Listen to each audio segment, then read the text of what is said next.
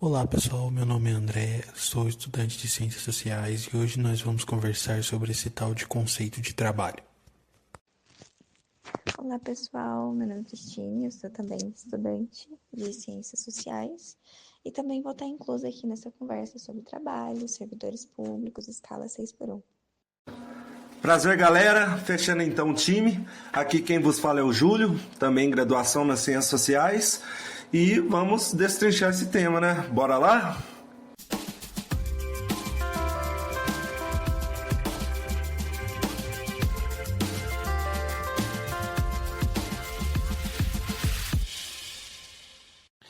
Bom pessoal, então para iniciar as discussões sobre a escala 6x1 e quantas pessoas trabalham nela, nós vamos trazer aqui um dado que está na reportagem da CNN Brasil. E esse dado consta no Cadastro Geral de Empregados e Desempregados, CAGED, e na Relação Anual de Informações Sociais, RAIS, que mais de 33 milhões e 500 mil pessoas estão no regime 6x1 de trabalho. Porém, a reportagem adverte que ela não abrange a realidade desses brasileiros, uma vez que não levanta a quantidade de dias trabalhados, mas sim a jornada semanal em horas desses trabalhadores. Pois é, André, é um dado muito relevante. A escala de trabalho 6x1 existe no Brasil desde 1940, com a criação da CLT por Getúlio Vargas, que definia a jornada de trabalho semanal como 44 horas.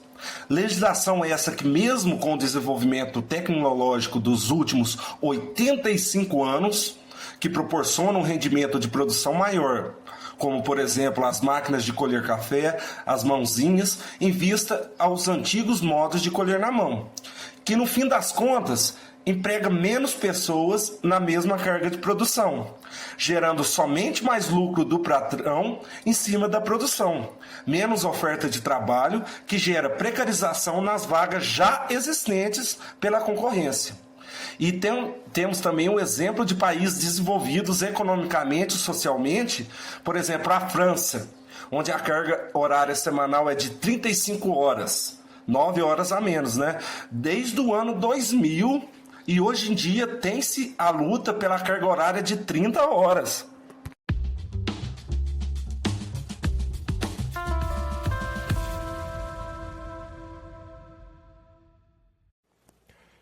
Bom pessoal, então para iniciar a discussão sobre a introdução sobre o conceito de trabalho, nós vamos começar falando sobre o que esse conceito de trabalho faz parte de toda a vivência humana sobre o planeta Terra. Porém, ao longo de nossa história, esse conceito sofreu profundas mudanças. Aqui, fundamentalmente, nós iremos explicar como o conceito se tornou aquilo que é na atualidade, sempre destacando que esse conceito de trabalho atual possui uma lógica capitalista, uma lógica do século, principalmente do século 20 e 21, sobre essa construção do que é o trabalho que nós conhecemos hoje em dia. O trabalho há 500 anos atrás não era visto da mesma forma que observamos em nossa vivência na contemporaneidade. Nesse sentido, vale a pena recapitular alguns conceitos, alguns acontecimentos relevantes para o entendimento do que queremos abordar.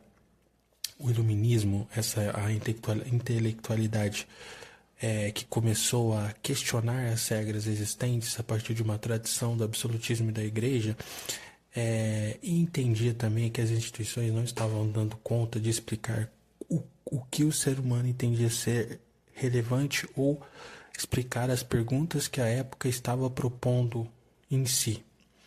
Portanto, a ciência e as novas terras que estavam sendo invadidas pelos europeus modificaram aos poucos essa lógica que existia da tradição e de algumas crenças.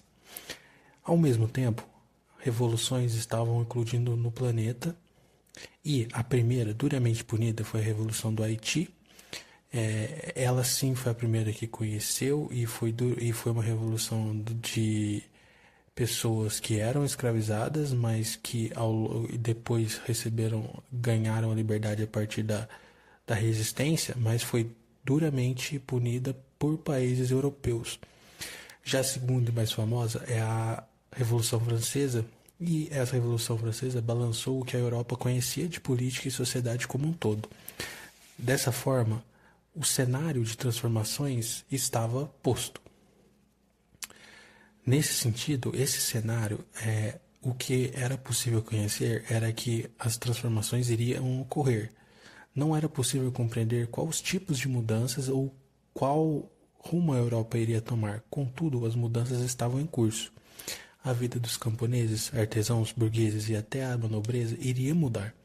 Conforme o poder dos burgueses ia aumentando, uma nova realidade iria sendo construída a partir da construção de fábricas e a mudança na forma da produção de materiais. Sem dúvidas, eles vão transformar a forma no qual o ser humano entendia o trabalho. Então, por diversos outros fatores, como a invasão de terras em outros continentes, a industrialização, o êxodo rural e a intelectualidade, o mundo se transformou, o mundo foi se alterando. Então, a regra atualizada era a racionalização por completo. A ciência e o progresso não podiam parar. Isso tudo a partir do século XVIII e XIX. A visão de mundo da modernidade impulsionava uma realidade na qual todo o planeta deve acumular algo que está na mão de pouquíssimas pessoas. Dessa forma, Júlio, o que você pode contribuir e eu acho muito importante entender também um pouco do que a sociologia pode trazer nesse sentido, né? O que você acha? Com essas considerações feitas pelo André, eu acho que podemos pensar primeiro no que é o trabalho, pela visão da ciência, que é feita para responder perguntas. Segundo a física, o trabalho é a transferência de energia para um corpo por meio de uma força que causa um deslocamento. Ou seja, cada grão de café, por exemplo, precisa da força aplicada pelo trabalhador para ser manufaturada até chegar na sua xícara. Mas acho que a física não se importa tanto com o que passa na sua cabeça enquanto exerce tal trabalho. Pois vejamos então pela ciência da sociologia. Segundo Hannah Arendt, podemos dividir o trabalho em dois tipos: o trabalho em si, que você faz para a própria sobrevivência, e a obra que você faz pelo prazer de criar, de espalhar, de gerar frutos para a sociedade. Mas ora, por que você não sente tal prazer ao ver a lavoura limpa no fim da panha, ao ver a obra pronta ao fim? Pelo simples fato de que seu trabalho ser usado como no conceito da física. Você se sentir uma mera máquina transferindo energia para causar um deslocamento, onde no fim você apenas consegue a remuneração para manter sua casa e alimentar você e sua família, para não faltar energia própria, e na segunda de manhã começar a transferir tudo novamente, num ciclo sem fim. Mas quem explicaria isso? Bem, a sociologia. Pois bem, há um cientista da sociologia que explica muito bem isso, mas no fim ele é muito perseguido a propósito por desvendar o que nos faz sentir meras máquinas perto dos poderosos. É um tal de Karl Marx, que nos apresenta um conceito novo dentro do trabalho, a mais-valia. Mas o que seria isso? Talvez a mãe de todos os pesares que sentimos no trabalho.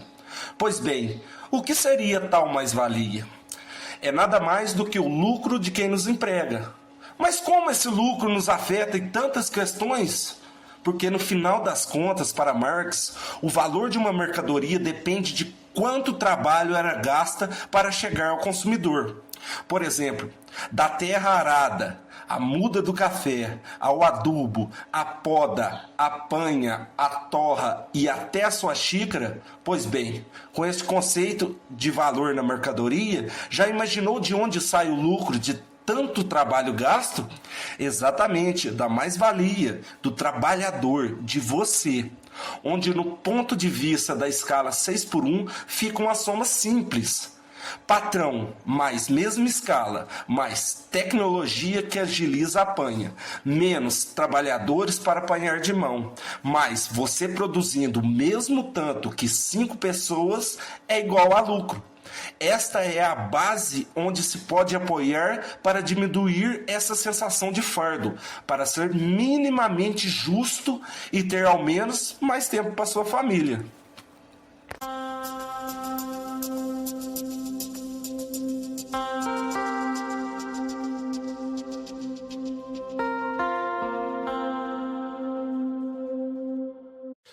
Bom, pessoal, agora sabemos o que é exatamente o trabalho e como esse conceito foi teoricamente concebido.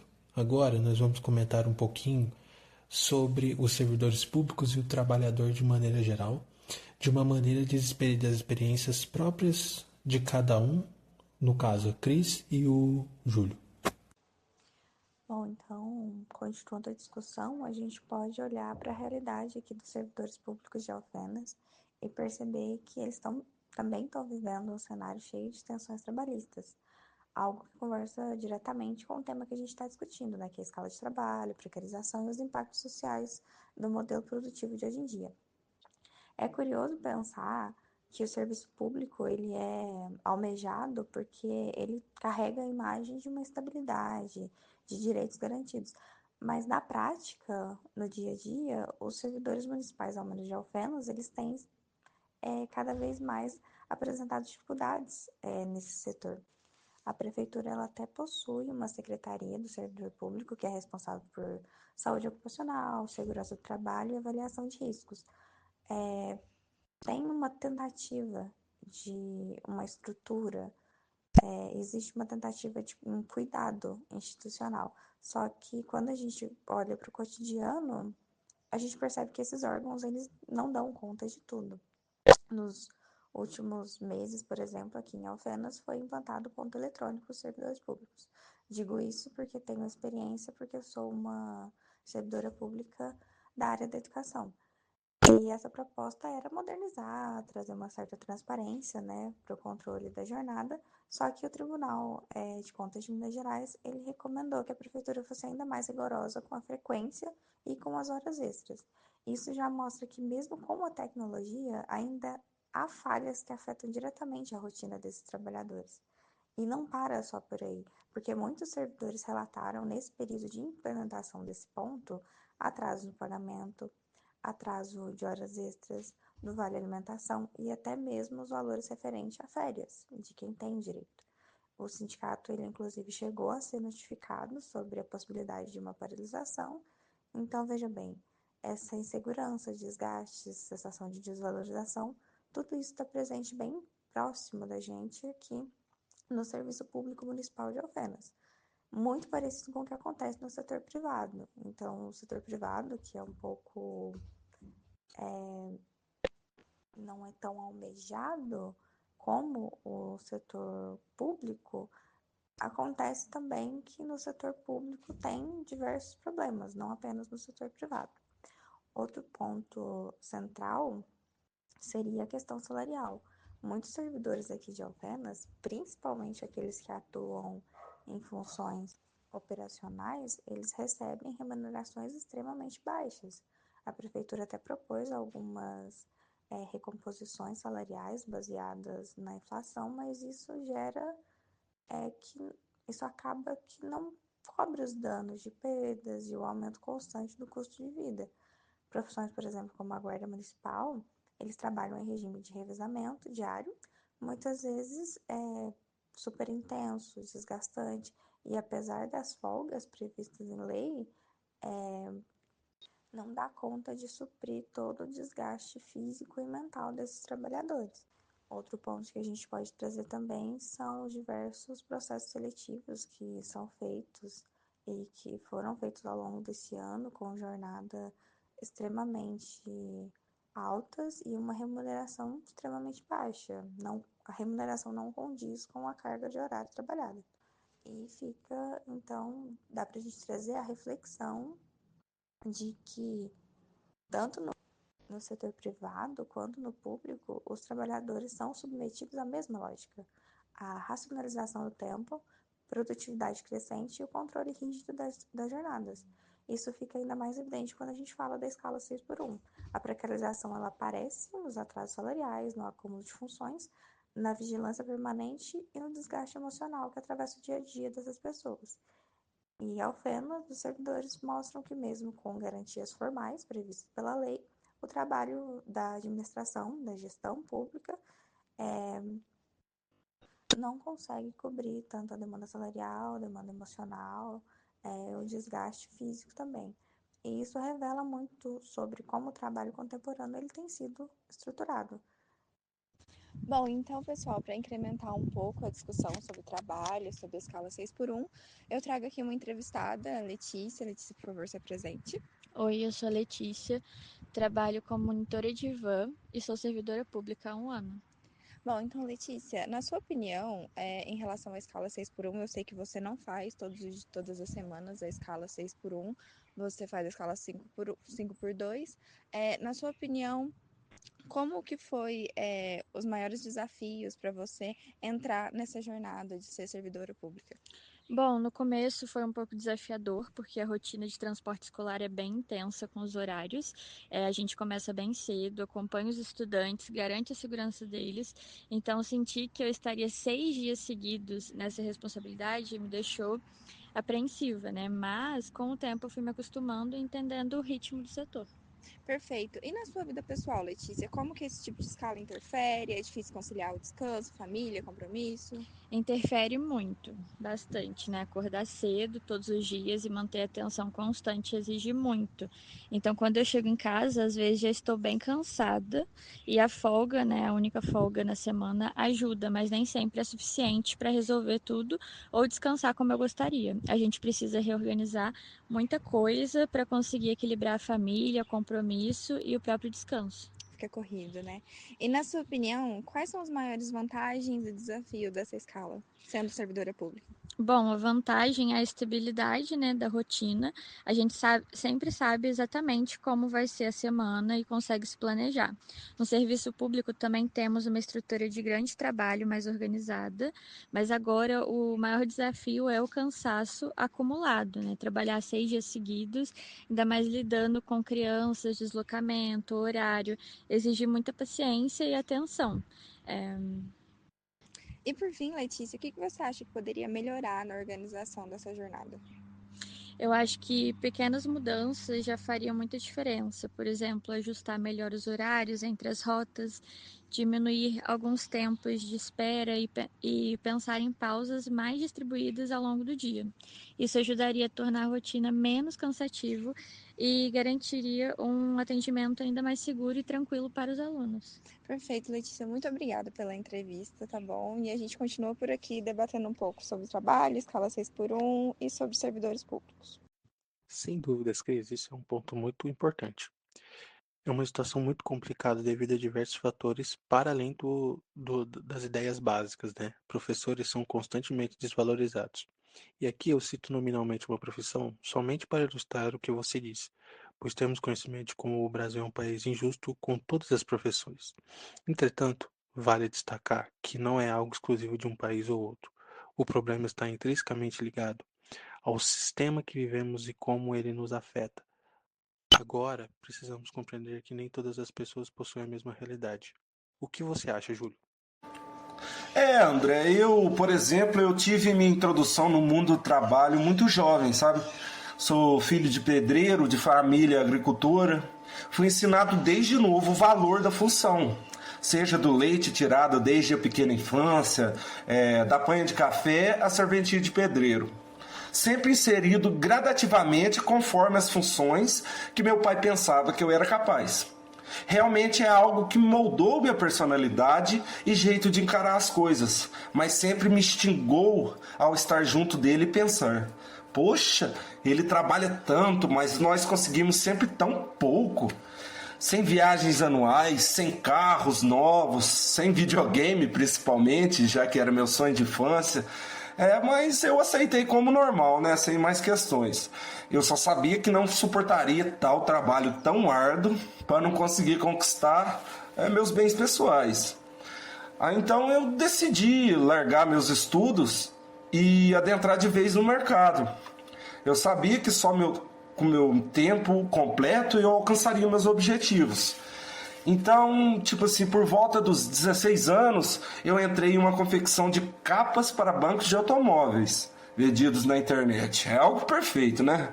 De segunda a sexta, na sombra, o respeito aos feriados e tudo mais que a minha CLT podia oferecer, mas eu não entendia.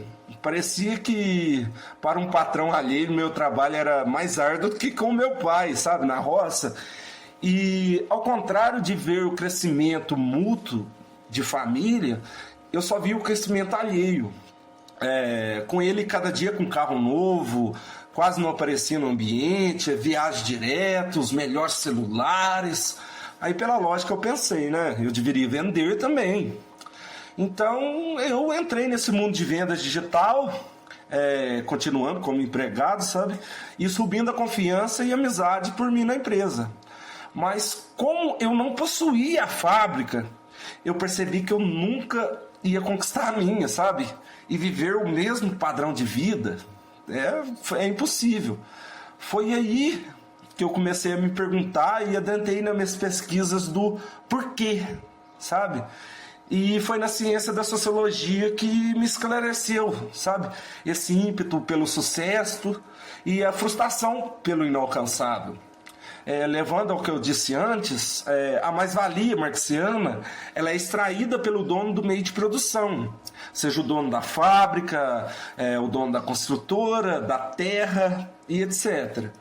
Então eu percebi que as minhas frustrações se davam pela construção do sistema, que engole desde o meu patrão, que é meu amigão, sabe?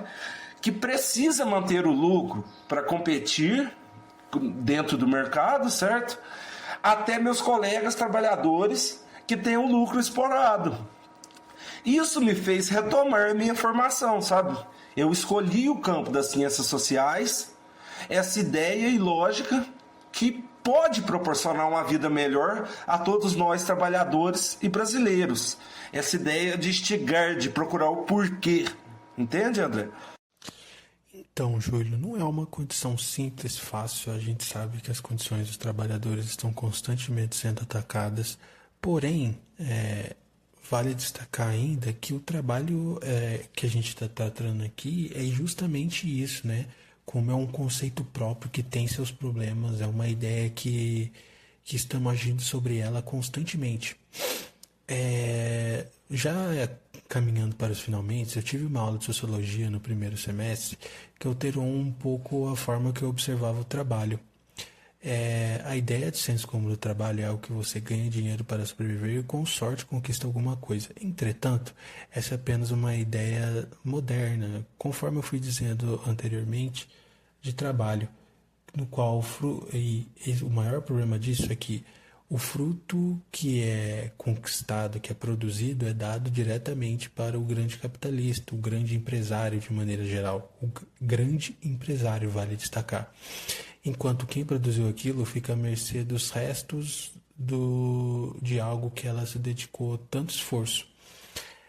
Além disso, é preciso deixar claro que as atividades que modificamos a natureza e nosso redor é um trabalho, quero dizer, é necessário compreender que a maioria das coisas, para ser justo, é um trabalho que fazemos.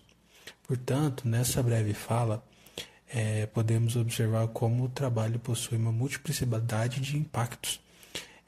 E ainda nem falamos tudo que queríamos, né, pessoal? A CLT, por exemplo, é algo que a gente queria aprofundar um pouco mais. Porém, é necessário entender que os caminhos até ela e os impactos das reformas recentes são assuntos muito importantes para serem discutidos de forma rasa ou de forma muito curta. Por isso, desde já eu agradeço a atenção de todos e reforço para tomarem muito cuidado e atenção com cada direito que vai sendo, vamos dizer assim, destruídos. Sempre que um direito for ameaçado, devemos prestar atenção nas formas de existência de proteger o trabalhador e a CLT de maneira geral. Exatamente, e essa atenção não nos deve ser imposta como um dever ou só como algo para nos proteger das opressões, sabe? Mas no campo da vida e da ciência, ela é levada como uma curiosidade, cara. A vontade de realmente entender o que se passa como um todo, da gente filtrar as falsas ideias, fake news e saber por onde se informar, mesmo que o tempo não seja alienado pelo trabalho, que possamos criar esse hábito de nos instigar, de contestar, e eu creio que acima de tudo de desenvolver essa capacidade de pensar por nós mesmos, que cá entre nós é constantemente usurpada pelos meios de comunicação, né? Seja pelas propagandas políticas, seja pelos fanáticos, E, para encerrar, citando mais uma vez meu pai, o principal professor da minha história, se você não se preocupar com si mesmo, quem que vai? E com essa eu encerro minha participação e agradeço a paciência de todos os ouvintes e espero que possamos ter instigado um pouco ao menos, sabe? Plantado a sementinha da visão crítica de um dos espectros que tanto nos aflige. E é isso aí, galera. Júlio ficando por aqui. Valeu!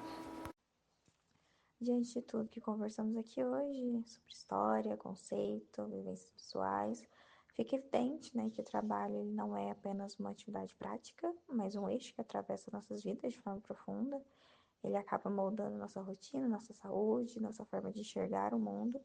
E quando a gente pensa especialmente no contexto aqui de Alfenas, percebemos que, apesar das legislações, das estruturas e das tentativas de organização, ainda existe um longo caminho para que o trabalhador, seja do setor público ou do setor privado, ele tenha sua dignidade garantida de forma plena.